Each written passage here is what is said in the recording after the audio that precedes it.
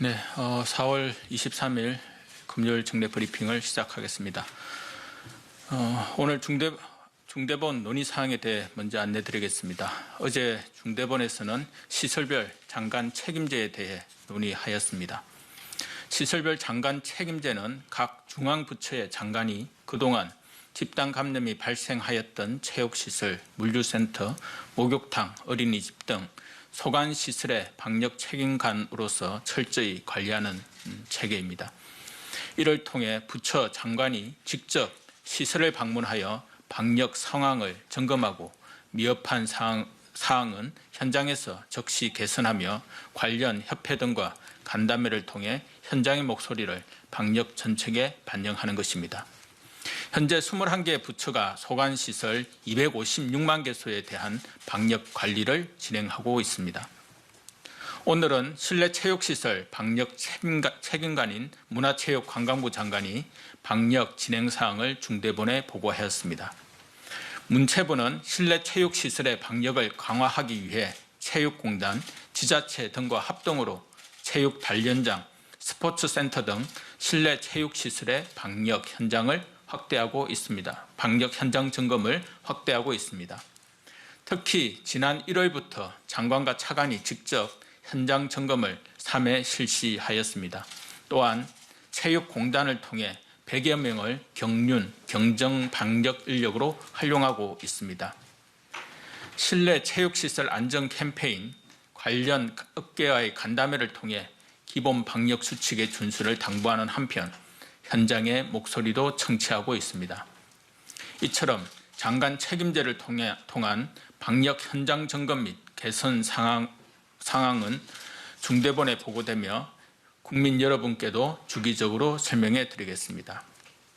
경상북도에서는 다음 주 월요일부터 군위, 의성, 청송, 울릉 등 12개 군 지역에서 새로운 거리두기 체계를 시범 운영합니다. 이들 지역은 하루 평균 1명 미만의 환자가 발생하는 등 유행 상황이 안정되어 있어 거리두기를 조정할 필요가 있다는 의견이 제기되어 왔습니다. 이에 경상북도와 중앙정부는 지역의 특성에 맞는 방역 정책을 모색하기 위해 여러 차례 논의를 거쳤습니다. 경상북도는 제반 여건을 종합적으로 검토하여 새로운 거리두기 체계의 1단계를 시범 적용할 예정입니다. 다만 종교활동 소모임 금지, 관광지 방역 강화 등 지역 특성에 맞는 방역 조치도 병행할 예정입니다. 자세한 사항은 경북도를 통해 안내해 드릴 수 있도록 하겠습니다.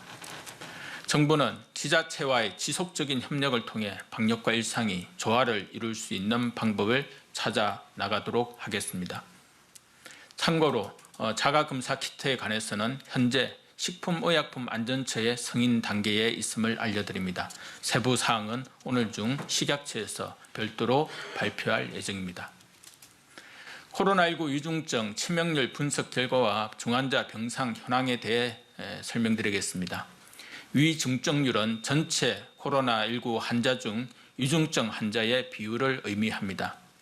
지난 12월 확진된 환자는 위중증률이 3.3%에 달하였으나 1월에는 2.5%, 2월에는 2.3%, 3월에는 1.6%로 하락하였습니다. 전체 환자 중 사망자 비율을 나타내는 치명률도 지난 12월 확진된 환자는 2.7%에 달하였으나 1월에는 1.4%, 2월에는 1.3%, 그리고 3월에는 0.5% 수준으로 낮아지고 있습니다. 이는 두 가지 요인에 의한 것으로 판단하고 있습니다. 먼저 상대적으로 코로나19에 취약한 고령층과 이들이 많이 이용하는 시설의 방역 관리가 강화되었기 때문입니다.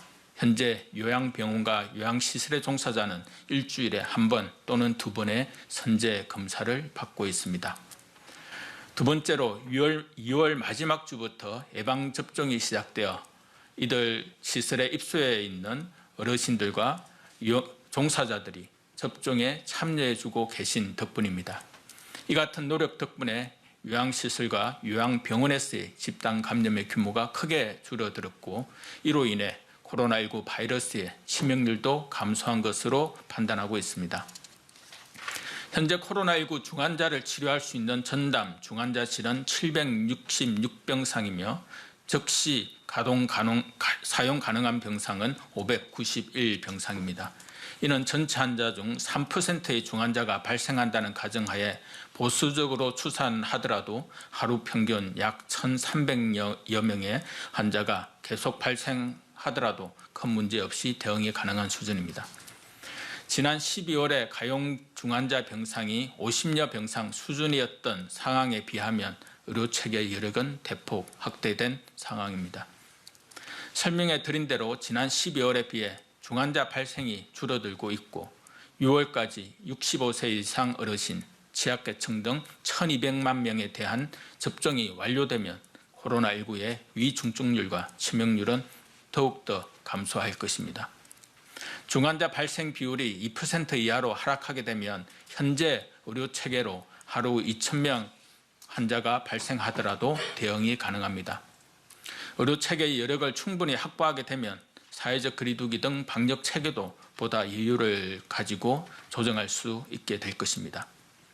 오늘 국내 발생 환자는 758명이며 해외 유입 환자는 39명입니다.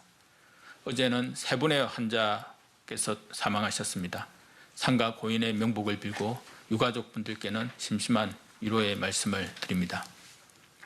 어제 13만 명의 국민들께서 접종에 참여해 주셨습니다.